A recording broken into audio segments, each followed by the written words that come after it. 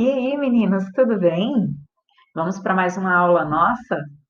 Para a aula de hoje, a gente separou um dos elementos mais significativos para a construção de qualquer texto: coesão textual.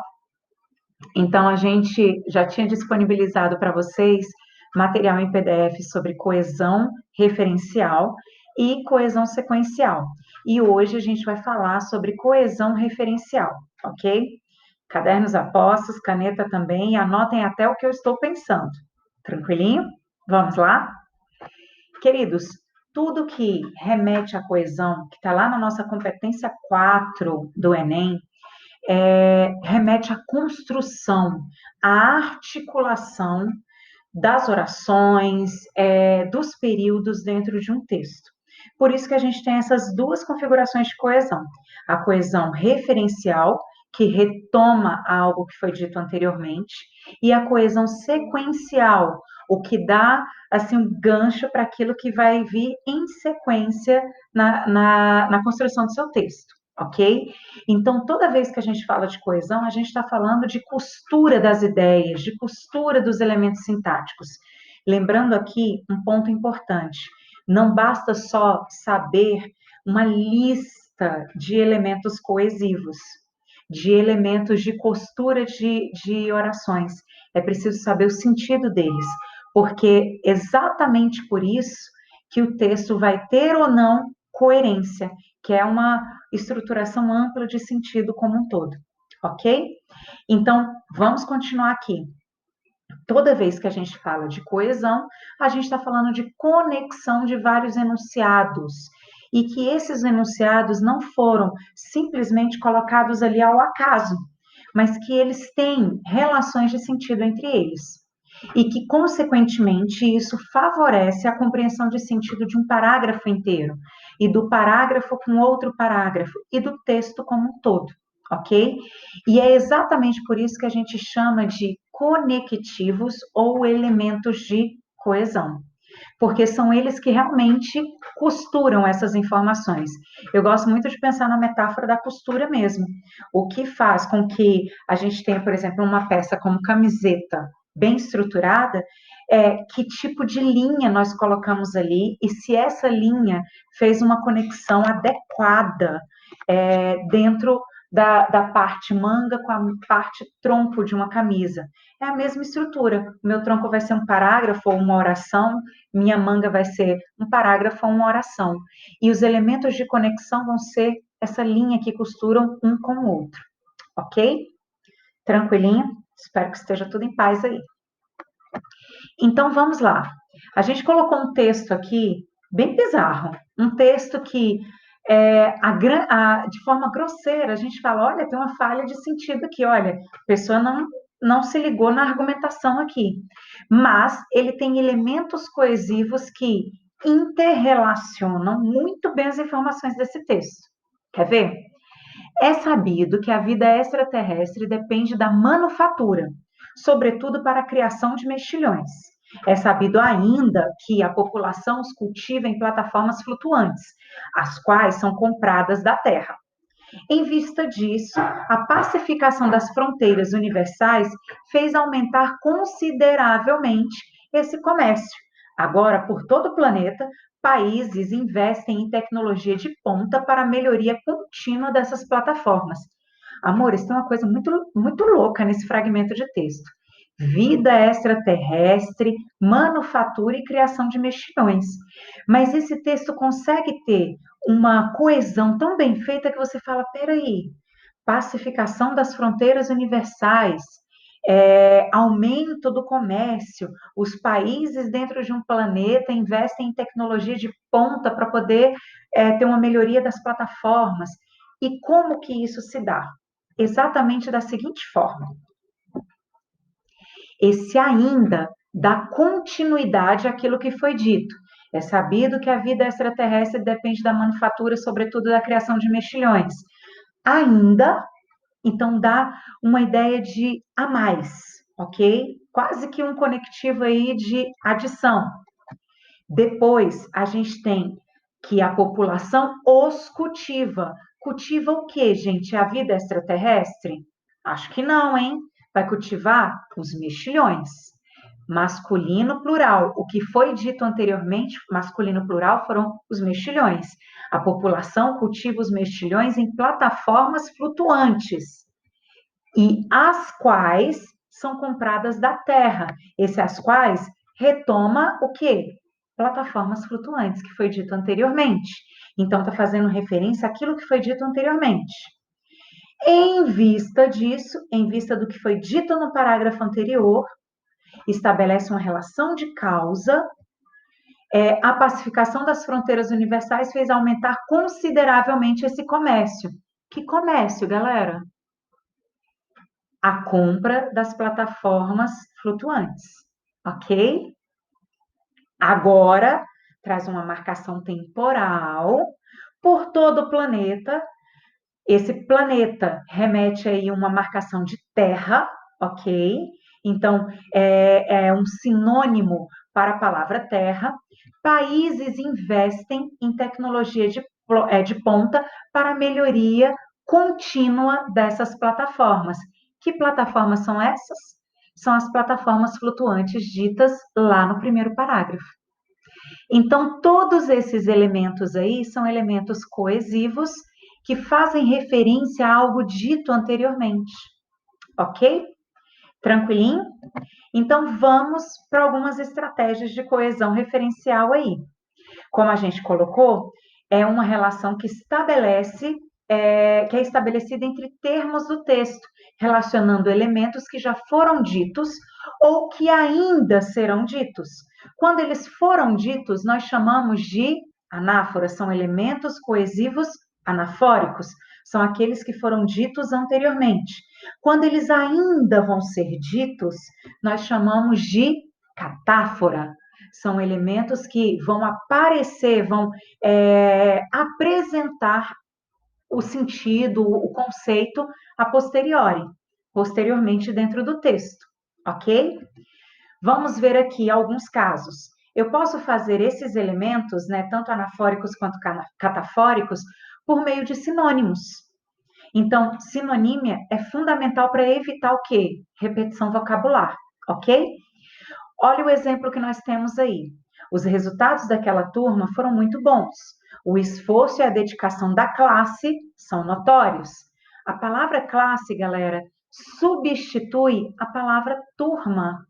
Em vez de eu repetir a dedicação da turma são notórios, eu simplesmente coloquei elementos aí de sinônimos, elementos que se referenciam de forma sinonímica.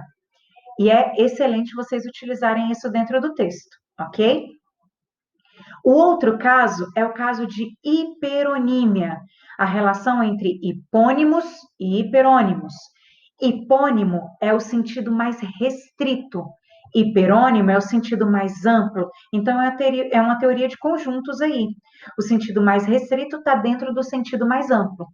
O governo não pode reduzir a quantidade de ônibus sem apresentar novas estratégias à população. É fulcral, é importantíssimo, é necessário observar que o meio de transporte é utilizado todos os dias por milhares de pessoas. Vamos ver a relação aí, galera. Ônibus é restrito para meios de transporte, que é mais amplo. Se eu ponho meios de transporte, eu tenho várias outras categorias: ônibus, táxi, metrô, trem, Uber. Então, ônibus é o sentido hipônimo do sentido hiperônimo, que é meio de transporte. E eu tive essa relação aí dentro do texto para evitar a relação, a repetição vocabular. Outro caso, generalizações. E aí eu faço um adendo, galera. Tomem cuidado com a generalização. Eita, hoje deu ruim. A generalização da palavra coisa. É uma coisa importante. Coisa não é uma palavra interessante para vocês utilizarem como generalização. Nós colocamos algumas dicas aí para vocês. Utilizem fato, evento, crença, fenômeno, cenário, contexto, ok? Então, vale a pena vocês utilizarem esses substantivos, adjetivos, para poder estabelecer essa relação de sinônimo por meio de generalização. Então, assim, fiquem atentos somente à palavra coisa. Exemplos que nós temos aqui, amores. Tal fenômeno. Que fenômeno é esse? Vamos ver aqui. Além disso, de acordo com o Índice de Liberdade Econômica desenvolvido, o Brasil está entre os piores países para abrir uma empresa. Isso é resultado da alta complexidade tributária e burocrática, que resulta em maiores custos tanto para empreendedores quanto para consumidores. Por não ser imune a tal fenômeno, que fenômeno? O fenômeno está aqui. O Brasil está entre os piores países para abrir uma empresa. O setor do cinema sofre com as mesmas consequências, que restringem ainda mais a participação popular nas sessões. Então, aqui, o tal fenômeno substitui essa expressão inteira aqui. Tranquilinho por enquanto, gente?